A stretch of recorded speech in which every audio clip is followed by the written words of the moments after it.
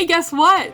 I have challenged Karen to read 20 classics in the year 2020, so I think this is a lot of fun. I'm not an X nerd, I'm still a nerd, and I love to read, and I used to work at the library, so this seemed like it was right up my alley. I should be reading along with her. We'll see if I do.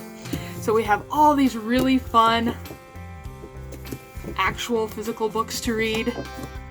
Not saying anything against the Kindle, because I love reading my Kindle as well. But we have all these books, and we're going to see if Karen can get through them all in the year 2020. Along with me, come along with me. Do you wanna? Hi, so welcome to Press Play on Life, the Karen version. So this year, back in January, I was thinking about things that I should do for goals, and I kind of missed the boat, but when talking with Kelly, we were talking about books that I read, because I read all the time. I read a lot. I read really quickly, but embarrassed to say that while talking with Kelly, I discovered that I don't read a lot of classics at all. So my sister, the librarian, or ex-teen librarian, says to me, "You read a lot, but have you read any of the classics?" And I'm like, "What do you mean by classics?" "Well, not like Homer's Iliad and the Odyssey, which, we read in college, but just like, have you read Little Women? Have you read any Dickinson? How about the Lord of the Rings trilogy? What about Farewell to Arms?" No, Kelly, I know I read a lot. I don't read any of that. So the goal this year is 20 classics by Kelly's definition, or my definition, 20 classics in 2020. And since I missed the boat for January, I thought I'd release this on 220. So here's the 2020 classics, 2020 style. All right, so let's go through my reading list for my resident librarian, my sister, Kelly. All right, so the first one we have is The Scarlet Letter. Who's that by, Kel? Nathaniel Hawthorne. And of course she's right, Nathaniel Hawthorne. Okay, oh boy. Ernest Hemingway's A Farewell to Arms. What do I know? Hemingway. Oh, Hemingway, that's right. Yep. Aren't we kin? We are. He's like our 7th cousin. Is everyone kin? Probably. Okay, let's see. What's this other little... Oh, boy. Can't read the spine. I probably should have put on my bifocals. Oh, Great Expectations. By Dickens. By Dickens. Charles Dickens. A Tale of Two Cities. Now, haven't you met...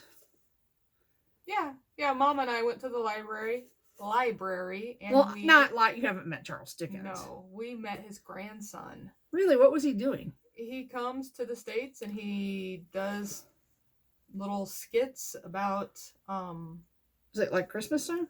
Yeah, it's at Christmas time. Okay, well that makes sense. Oh look, isn't this Mom's book? That's Mom's book. This is our Mom's book. This is Little Women, which I'm ashamed I've not read. Louisa May Alcott.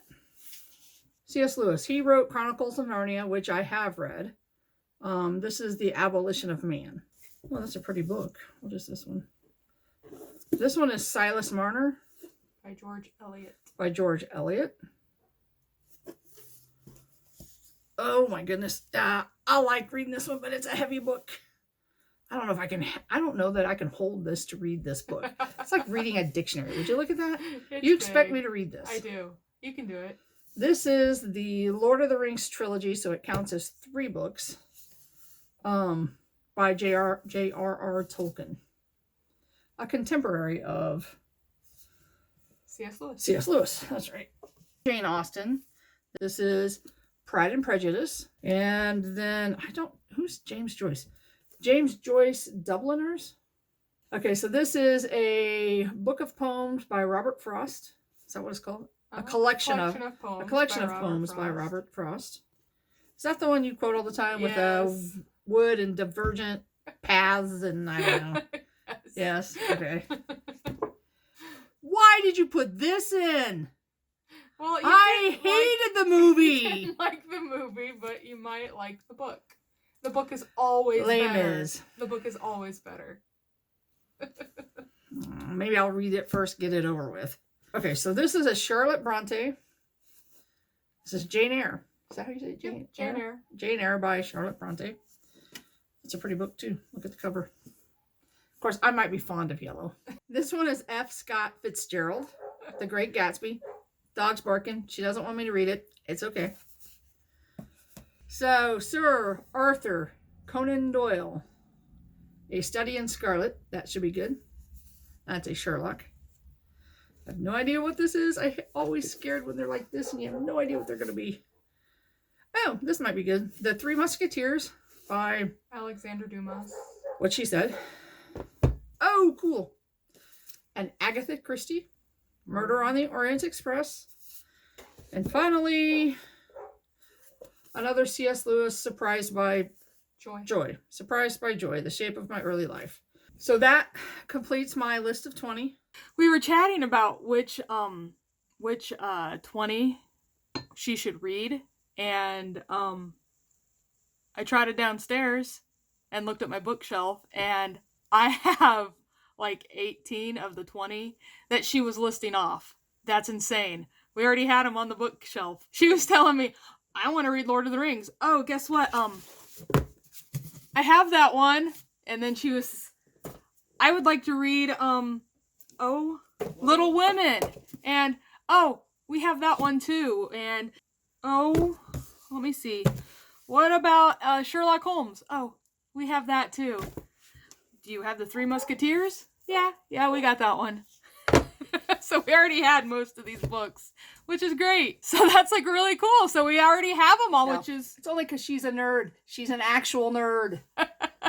I'm a geek. She's a nerd. I'm a nerd. What can I say? So the real question is, how long are these just going to sit here while she reads her political thrillers? Are these just going to sit on her desk and collect dust? Stay tuned. Hey, thanks for watching. See you next time.